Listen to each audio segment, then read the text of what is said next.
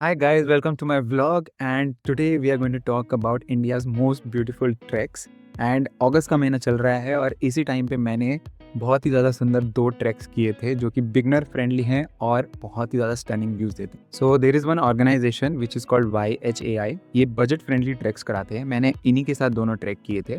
तो अभी मैं आपको पूरे ब्लॉग में इनका पूरा जर्नी और कैसा मेरा एक्सपीरियंस रहता है मैं आपको पूरा बताने वाला हूँ। So let's begin.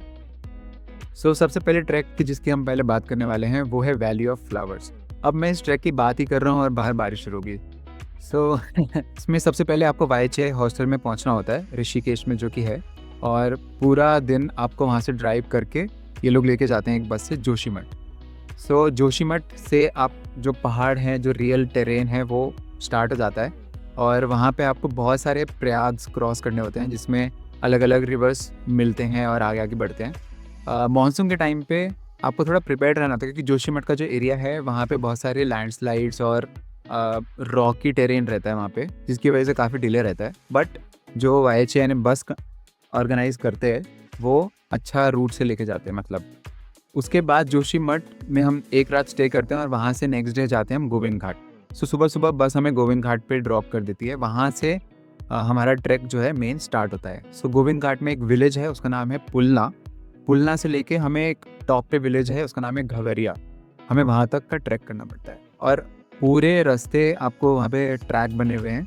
क्या ही बढ़िया है, मतलब वो तो व्यूज़ है वहाँ पे, हर जगह आपको वाटरफॉल और मज़ेदार जगह है वो। और उसके बाद नेक्स्ट डे हमारा जो ट्रैक था वो वैली ऑफ फ्लावर्स का ही होने वाला था, बट उस दिन बहुत ज़्यादा बारिश थी तो हम लोगों ने पहले हेमकुंड साहिब का ट्रैक किया और पूरे बारिश में हमने वो ट्रैक किया। बट बोला रास्ता बारिश में करने लायक थोड़ा इजी है क्योंकि वहाँ पे ट्रैक बना हुआ है। फिर नेक्स्ट डे उसके हमने वैली ऑफ फ्लावर्स का जो मेन हमारा ट्रैक रहता है वो किया। वैली ऑफ फ्लावर्स का जो रास्ता है वो थोड़ा इजी है compare to Hemkund Sahib, but वो पूरा मडी है। तो हमारी ऑलरेडी एक दिन पहले बारिश हो चुकी थी तो पूरा वो मडी क्लियर हो चुका था और इतना ज़्यादा कॉन्ट्रास्टिंग व्यू था। पूरा ग्रीन मेडो थे वहाँ पे और वहाँ पे फ्लावर्स थे पिंक कलर के और जो ब्लू स्काई हो रहा था, बहुत ही ज़्यादा एकदम बोटेनिकल गार्डन जैसा फील आ रहा था। और इसके बाद हम घगरिया में वापस आते हैं और वहाँ से फिर हम ट्रैक करके वापस गोविंद घाट आते हैं, जहाँ से हमें अगेन YHAI का बस पिक करता है और हमें बद्रीनाथ लेके जाता है। बद्रीनाथ के आगे एक माना विलेज है जो इंडिया का फर्स्ट विलेज है। हम वो पूरा एक्सप्लोर करते हैं और वहाँ से वापस आ जाते हैं all the way to Rishikesh और पूरा हमारा ट्रैक यहाँ पे कंप्लीट हो जाता है।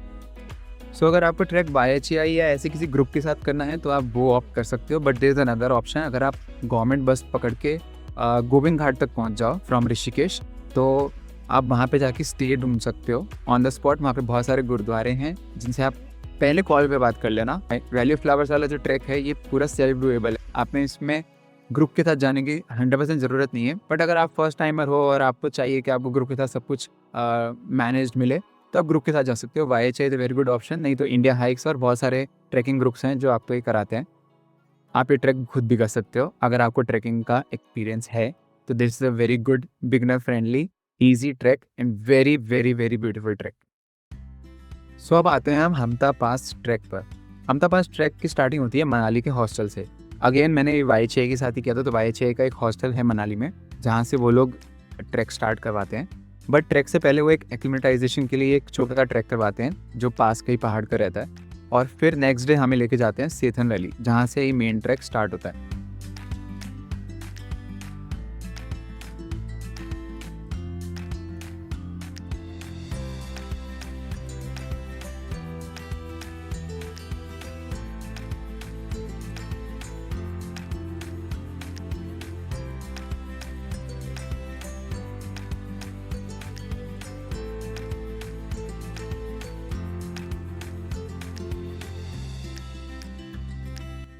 सेथन वैली से फर्स्ट डे हमारा ट्रैक होता है चिक्का बेस कैंप पर, जो पूरा ग्रीन है, बहुत ज़्यादा सुंदर है, रिवर क्रॉसिंग है। और उसके बाद जो नेक्स्ट डे है वो हो जाता है बालू का गेरा ट्रैक। बालू का गेरा इज़ द एकदम स्टार्टिंग पॉइंट ऑफ हमता पास का जो पीक है। और वहाँ से जब हम बालू का गेरा से नेक्स्ट पॉइंट पे जाते हैं शिया गुरु, तो हमें हमता पास होते हुए जाना पड़ता है। हाय। सो 3 दिन के ट्रैक के बाद हम फाइनली पहुँचे हैं हमता पास। मेरे पीछे कहीं कहीं पे लिखा हुआ है आई लव हमता पास। हमता पास इतनी हाइट पे है। कितनी हाइट पे है? 14,000 फीट पे। मेरे पीछे जो व्यू दिख रहा है वो है तो बहुत बढ़िया, इंदिरा आश्रम का, जिसको मैं गूगल मैप पे देखता था। बट बात ये है कि इस ट्रैक में हमारी जो बैंड बजी है उसकी कोई एक्सप्लेनेशन नहीं है। बिकॉज़ वी वर एक्सपेक्टिंग कि बिगिनर्स ट्रैक है ये, तो उतना ज़्यादा डिफ़िकल्ट नहीं होगा। फर्स्ट और सेकंड डे डिफ़िकल्ट थे, और ये जो थर्ड डे था आज वाला, बाय गॉड बहुत मुश्किल।